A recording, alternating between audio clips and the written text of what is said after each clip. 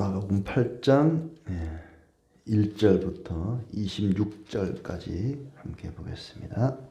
그 무렵에 또 큰 무리가 있어 먹을 것이 없는지라 예수께서 제자들을 불러 이르시되 내가 무리를 불쌍히 여기노라.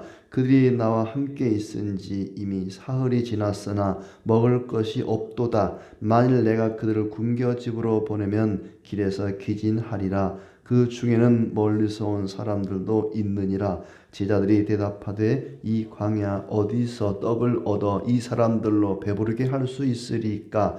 예수께서 물으시되 너희에게 떡 몇 개나 있느냐? 이르되 7이로소이다 하거늘. 예수께서 무리를 명하여 땅에 앉게 하시고 떡 7개를 가지사 축사하시고 떼어 제자들에게 주어 나누어 주게 하시니 제자들이 무리에게 나누어 주더라. 또 작은 생선 2마리가 있는지라 이에 축복하시고 명하사 이것도 나누어 주게 하시니 배불리 먹고 남은 조각 7광주리를 거두었으며 사람은 약 4,000명이었더라.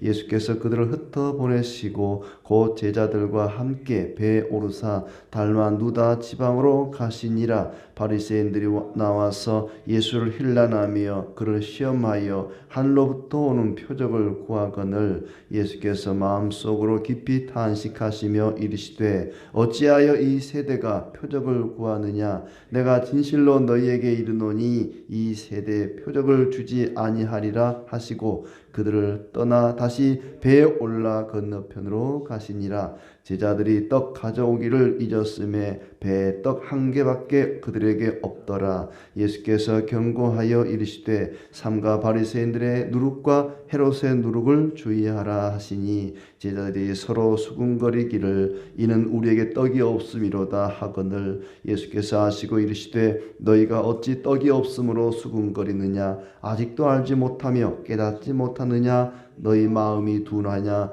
너희가 눈이 있어도 보지 못하며 귀가 있어도 듣지 못하느냐? 또 기억하지 못하느냐? 내가 떡 5개를 5,000명에게 떼어 줄 때에 조각 몇 바구니를 거두었더냐? 이르시되 12이니이다. 또 7개를 4,000명에게 떼어 줄 때에 조각 몇 광주리를 거두었더냐? 이르되 7이니이다. 이르시되 아직도 깨닫지 못하느냐 하시니라. 베세다 이름의 사람들이 맹인 한 사람을 데리고 예수께 나와 손대시기를 구하거늘. 예수께서 맹인의 손을 붙잡으시고 마을 밖으로 데리고 나가사 눈에 침을 뱉으시며 그에게 안수하시고 무엇이 보이느냐 물으시니 쳐다보며 이르되 사람들이 보이나이다. 나무 같은 것들이 걸어가는 것을 보나이다 하거늘. 이에 그 눈에 다시 안수하심에 그가 주목하여 보더니 나아서 모든 것을 밝히 보는지라. 예수께서 그 사람을 집으로 보내시며 이르시되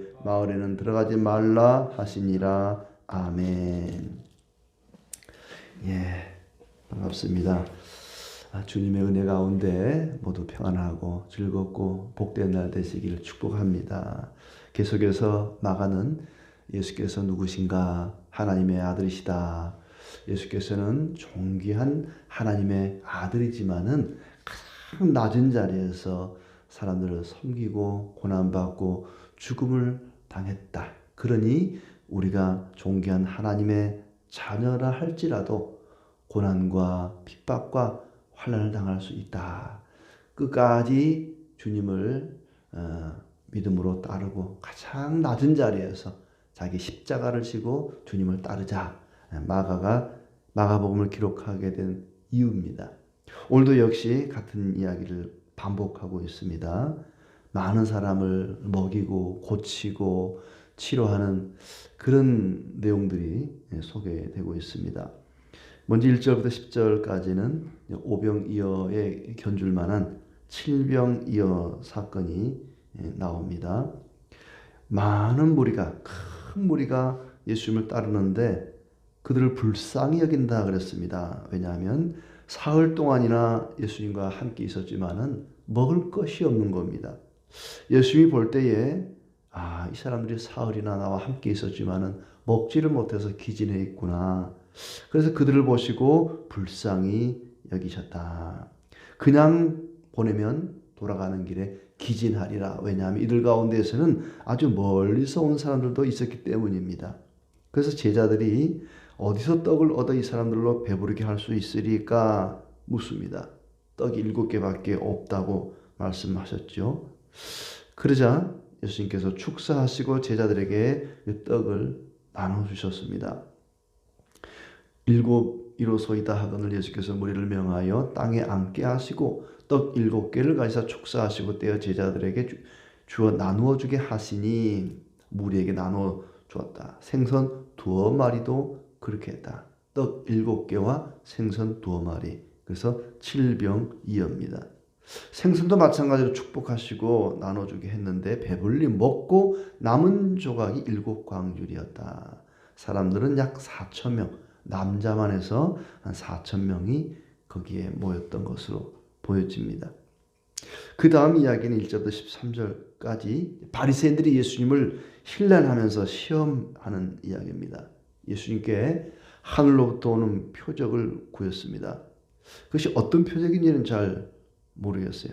하늘로부터 오는 표적, 어떤 특별한 기적을 당신이 하나님의 아들이라는 것을 한번 보여줘 봐라. 마치 십자가에 달린 예수님을 당신이 하나님의 아들이라면은, 당신이 하나님이라면은 거기서 한번 내려와 봐라 하고 조롱했던 그런 군병들과도 같습니다.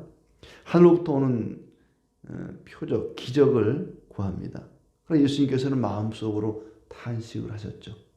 이 세대가 표적을 구하느냐, 표적을 구하느냐.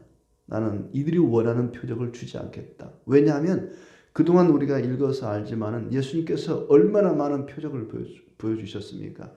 사람들이 듣도 보도 못한 아주 깜짝 놀랄 만한 기적을 그렇게 많이 보여줬는데도 무슨 또 다른 표적이 필요하냐는 거죠. 그동안에 보여준 표적과 그동안에 가르친 교훈만 듣고도 예수님이 하나님의 아들이심을 믿을 수 있는 증거가 널리고 널렸는데 이 바리새인들은 뭔가 하늘로부터 오는 또 다른 자기들만의 어떤 표적을 구했단 말이죠. 나는 그들에게 그런 표적을 보여줄 수가 없다. 그들이 원하는 그런 표적을 보여줄 수가 없다. 거절을 하고 그들을 떠났습니다. 그리고 14절부터 21절까지는 바리새인들의 누룩과 헤롯의 누룩을 주의하라 하는 말씀을 하시는데, 배를 타고 건너편으로 가는데 예수님과 제자들이 배에 올라탔겠죠. 제자들이 떡 가져오기를 잊어버렸다. 그러니까 7병이어를 통해서 7광주리의 떡이 남았는데 그것을 가져오는 것을 잊어버리고 떡이 1개밖에 없었다. 배를 타고 건너가는데 그 배 위에 떡이 1덩어리밖에 없었다는 겁니다. 예수님께서 그때 마침 너희가 바리새인의 누룩과 헤롯의 누룩을 주의하라. 누룩은 빵에 넣어서 빵을 부풀게 하는 이스트지요. 빵을 부풀게 하는 것인데 바리새인의 누룩, 헤롯의 누룩을 주의하라. 그랬더니 제자들이 서로 수군거렸습니다. 우리에게 떡이 없으므로, 떡이 1덩어리밖에 없으므로 우리를 책망하나 보다.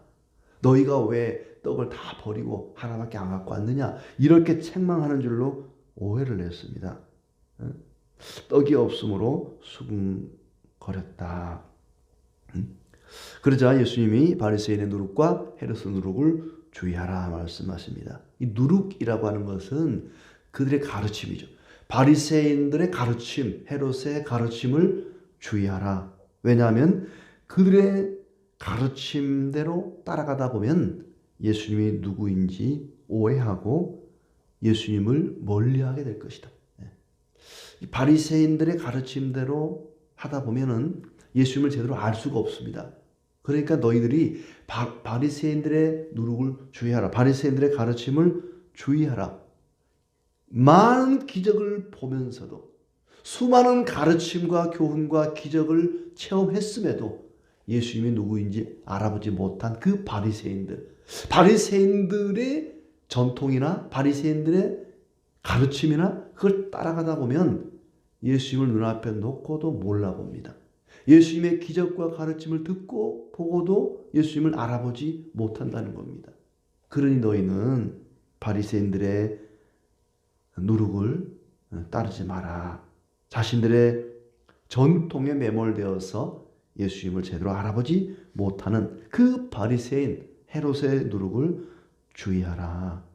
너희가 오병이어 떡 5개 물고기 2마리, 또 7병이어 떡 7개 물고기 2마리로 이렇게 많은 사람들을 먹이셨던 그걸 잊어버렸느냐?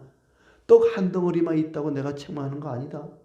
떡 하나 가지고도 수천 수만 명 먹일 수 있는 게 나다. 내가 무슨 떡 하나밖에 없다고 그거 가지고 책망하는 줄 아느냐? 응? 나는 너희가 떡 1개밖에 없는 거 그거 갖고 뭐라고 하는 게 아니다. 자신들의 전통에 매몰되어서 사람의 전통을 지키느라고 하나님의 계명을 저버리고 예수를 누구인지도 알아보지 못하는 그 어리석음을 지금 책망하는 것이다. 그러면서 22절부터 벳세다 지역에서 앞을 보지 못하는 맹인 한 사람을 치료하는 내용이 소개되고 있습니다. 벳세다에서 이제 배를 타고 와서 벳세다에 이르렀는데 사람들이 맹인 한 사람을 예수께 데리고 나와서 손대시기를 구합니다. 예수님이 눈에 침을 뱉으시며 그에게 안수하시고 무엇이 보이느냐 물었습니다. 그러자 이 맹인 된 사람이 뭔가 이제 희미하게 눈이 뜨여진 것 같아요. 사람들이 보입니다. 그런데 나무 같은 것들이 걸어가는, 그러니까 사람이 실눈을 뜨면은 사람이 선명하게 보이지 않고 뭔가 이렇게 걸어가는, 나무가 걸어가는 것 같은, 이게 사람인지 나무인지 분간하지 못하는 희미한 상태에 지금 있는 겁니다. 다시 한번 안수했더니 그가 나아서 모든 것을 밝히 보게 되었다. 보통 예수님이 그동안에는 병자들을, 귀신 들린 자를 쫓아내고 치료할 때 말씀으로 모든 걸 행했습니다. 말씀으로 귀신아 나가라. 그리고 뭐 아무 말도 안 했는데도 치료되고, 그런데 이번 사건에는 안수를 합니다. 그것도 한 번이 아니라 2번씩이나. 첫 번째 안수를 하고 침을 뱉고 안수를 했더니 희미하게 보였고, 2번째로 안수를 했더니 선명하게 보게 되었다. 예수님이 말씀만으로도 세상을 창조하신 분이기 때문에 말씀만으로도 치료할 수 있는데 왜 이렇게 2번씩이나 안수를 하셨을까? 그것은 제자들에게 뭔가를 보여주는 겁니다. 지금 이 맹인을 데리고 온 제자들은 그들이 맹인입니다. 그들의 상태가 첫 번째 안수할 때의 상황입니다. 희미하게 사람인지 나무인지 분간하지 못하는 그런 상태. 예수님의 기적을 보고 지금 이분이 하나님의 아들인지 선지자인지 이분이 누구인지 희미한, 그 뒤에 이제 27절부터 나오는 베드로의 고백처럼 사람들이 예수를 누구라 하느냐, 세례 요한, 엘리야, 더러운 선지자 중에 하나라고 합니다. 지금 이 제자들의 상태가 이 맹인이 반쯤 눈을 뜬 상태입니다. 예수님이 하나님의 아들인 것 같기도 하고 아닌 것 같기도 한, 긴가민가한, 엘리야인가 하나님의 아들인가, 이분이 누구지, 선지자 중에 한 사람인가, 세례 요한인가. 지금 예수님에 대해서 정확하게 알지 못하고 희미한 상태에 있다는 겁니다. 한 번 더 안수해 줬더니 선명하게 보게 되었더라. 결국에는 예수님의 제자들도 그 맹인처럼 선명하게 눈을 떠서 예수님이 누구인지 확실하게 알게 되는 때가 올 것이다. 그때가 이제 오게 되죠. 예수님 십자가에 못 박혀 죽으시고 부활하시고 성령이 임하게 되니까 그들의 눈이 열려서 주님을 바로 알게 됩니다. 지금 제자들의 상태를 이 맹인의 눈 고쳐주는 안수를 통해서 고쳐주는 것을 통해서 제자들의 앞으로 되어질 일들을 보여주는 거죠. 너희가 지금은 희미하게 긴가민가, 나무인가 사람인가 헷갈리는 것처럼 예수님을 앞에 놓고도 그 기적과 많은 표적을 보고도 예수님이 하나님 아들인가 아닌가 긴가민가 하지만 결국에는 맹인이 눈을 뜬 것처럼 너희들도 눈을 뜨는 때가 올 것이다 하는 걸 보여줍니다. 그리고 나서 베드로의 신앙 고백이 나오죠. 가이사라 빌립보에서 제자들에게 묻습니다. 사람들이 나를 누구라고 하더냐? 세례 요한, 엘리야, 선지자 중에 하나라고 합디다. 너희는 나를 누구라고 하더냐? 베드로가 주는 그리스도시니이다. 하나님의 아들이십니다 하는 것이죠. 예수께서 버림을 받아 죽임을 당하고 사흘 만에 살아날 것을 말씀하시자 베드로가 막 가로막습니다. 항변을 하죠. 아니 됩니다. 32절에 베드로가 예수를 붙들고 항변하매 예수께서 제자들을 보시며 베드로를 꾸짖습니다. 사탄아, 너희들로 물러가라. 예수님 십자가에 죽기는 왜 죽습니까? 예수님이 왜 죽습니까? 안 됩니다. 죽으면 안 됩니다. 사탄아, 물러가라. 꾸짖습니다. 네가 하나님의 일을 생각하지 아니하고 도리어 사람의 일을 생각하는도다. 이것이 하나님 뜻이다. 내가 죽는 것이 하나님의 뜻이다. 누구든지 나를 따라오려거든 자기를 부인하고 자기 십자가를 지고 나를 따를 것이니라. 마가가 말하고자 하는 것이 이것이죠.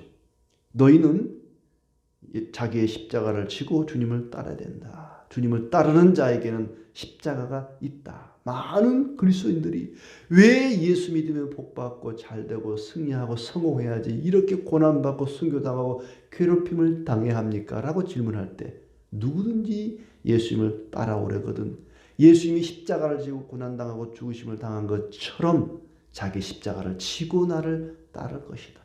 예수님을 따르는 자의 삶의 자세는 자기 십자가를 지고 주님을 따르는 것입니다. 누구든지 자기 목숨을 구원하고자 하면 잃을 것이요 나와 함께 복음을 위하여 자기 목숨을 잃으면 구원하리라. 주님을 따를 때 자기 십자가를 지고 따르라. 우리는 어떻게 예수님을 따를 것인지 이 말씀을 통해서 교훈을 얻게 됩니다. 제자들도 처음에는 떡 한 개밖에 없다고 걱정을 했습니다. 예수님이 누구인지 제대로 알지를 못했습니다. 이분이 나무인지 사람인지 구별하지 못했던 맹인들처럼 하나님의 아들인지 그냥 선지자 중에 한 사람 정도인지 알지를 못했습니다. 주님께서 그들의 눈을 열어주심으로 예수님이 하나님의 아들이신 것을 알게 되고 자기 십자가를 지고 주님이 걸어가신 그 고난의 길을 따라갔습니다.